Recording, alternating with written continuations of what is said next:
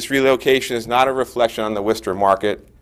Rather, is one where we look forward to ending our last season in Worcester, making a very successful one, and then building the program here in San Jose. Thank you.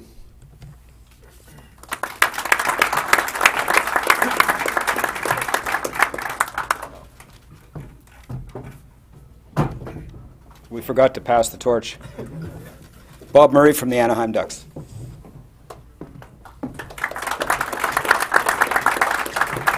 Thank you.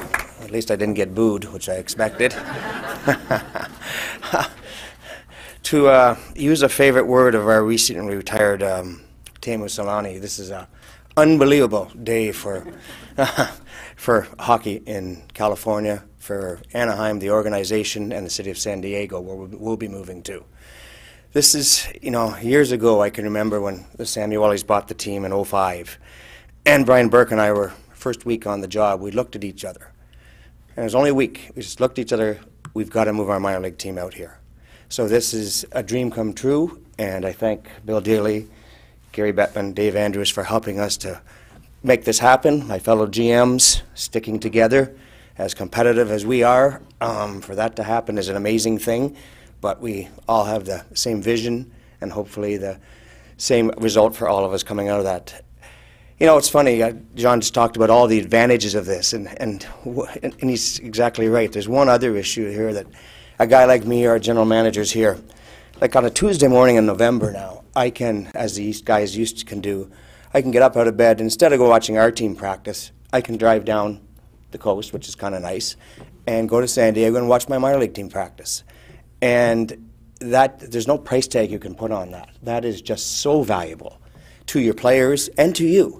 And this just exposes them to me and me to them so much more. It's just it's a remarkable thing, and again, it's a dream come true.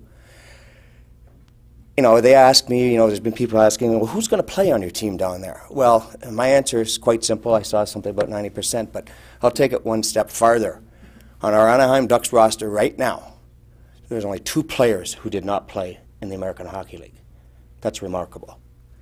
As for San Diego, we started recently, 5 years ago, we started a high school league in the Southern California area. We had 2 teams. Today we have 41. 2 years ago, 1 team from our area won the national championship.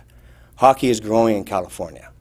And this, even in our minor hockey and our Bantam and Midget, we've had winners coming out of California in the last few years. Hockey is growing in California and the West Coast, and this is just going to take that step one step farther and ahead. So again, this is just a great day for the Anaheim Ducks organization and San Diego, and thank you, gentlemen. Thanks, Bob.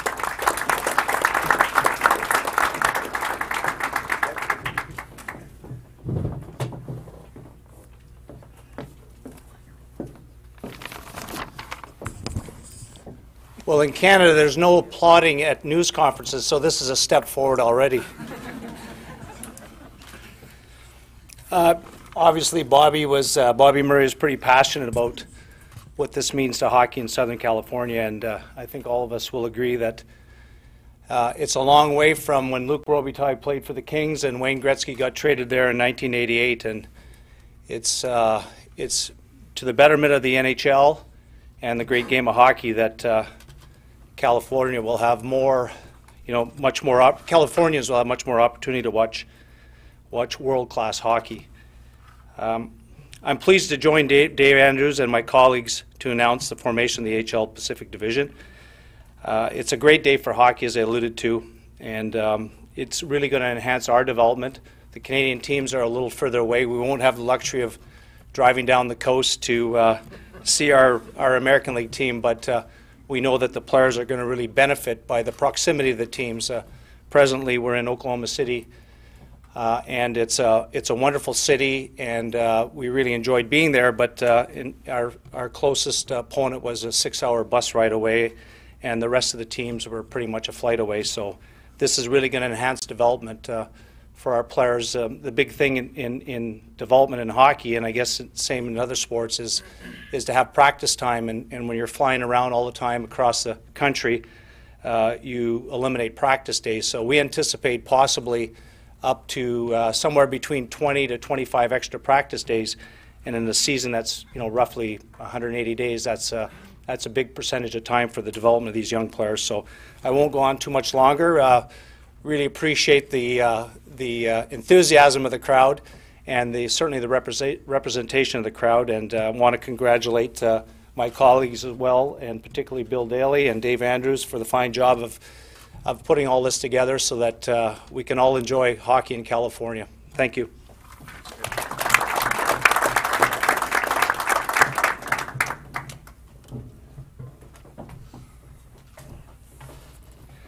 I don't know if I've got anything new to add, but just to follow up, I think, and as we've talked about and as Bob and everybody has alluded to, it's really remarkable when we talk about the growth of the sport within this state.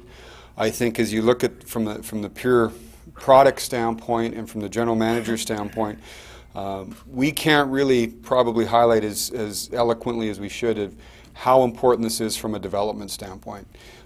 Dave mentioned, and you heard a lot of the notes in terms of the amount of players that have come through the American Hockey League. This is a pure development league. You look at the future NHL players owning their craft in this league.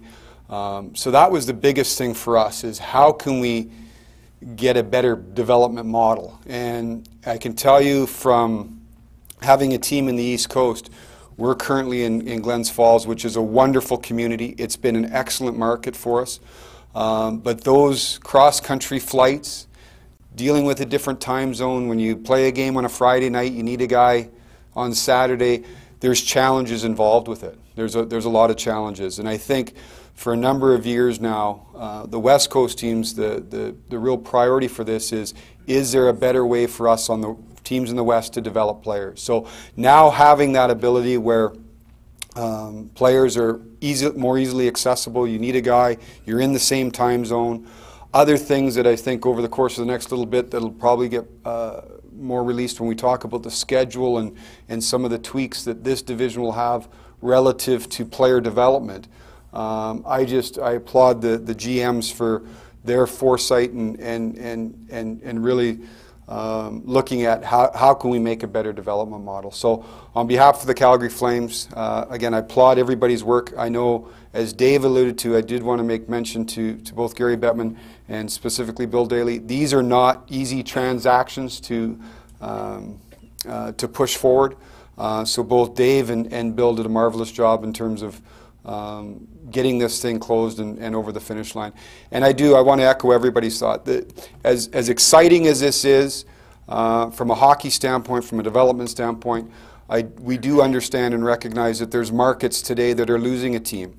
And that's a difficult thing. When people invest, both financially and emotionally, it's a hard thing. So I do want to thank those people, the fans in Glens Falls, that have supported our team over the course of this year, and we're hopeful that we can have a strong finish. Thank you.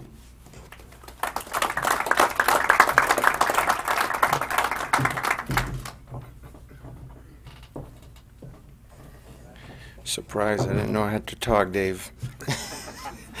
No, it's been a lot of work from everyone, and it's amazing when we all compete and we all go out there, and every team's trying to beat each other. But it's pretty amazing how Deputy Commissioner and Commissioner Gary Bettman and Bill and Dave Andrew, Commissioner of the AHL, that they found a way to get us all together and get us in the room and making sure that we could get a deal done. And this has been a true work as it's like a team effort by everyone to get to this point. And for the growth of hockey, like everybody alluded to, it's a tremendous thing obviously for California, but I think for the United States altogether. I mean, to have 5 teams that are going to play on the West Coast now, and for fans that are going to be able to see players that are one phone call away from playing in the NHL. When we talk about the AHL, it's an entire other level, and people that are fortunate enough that they're going to be able to see those games are going to see a very, very high skill level, and it's going to be a lot of fun for all the fans that will have the opportunity to see these games. So on behalf of the LA Kings, obviously we want to say thank you to people in Manchester. You're not losing a team, they will get another team. We're excited that we're going to Ontario, but I want to say thank you to the whole group for all the work that's been done through this, and it will be a great thing for hockey. Thank you.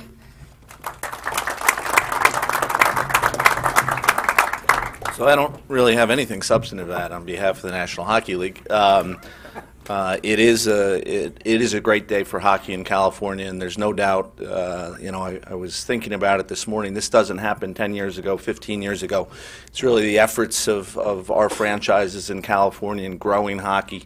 John alluded to it, I think, in his remarks with respect to how committed our California franchises in particular are to growing hockey in their communities and in California. And this becomes a reality because of those efforts that they worked so hard on in terms of developing California as a hockey market. So it's a great day for hockey. It's a good day for the National Hockey League.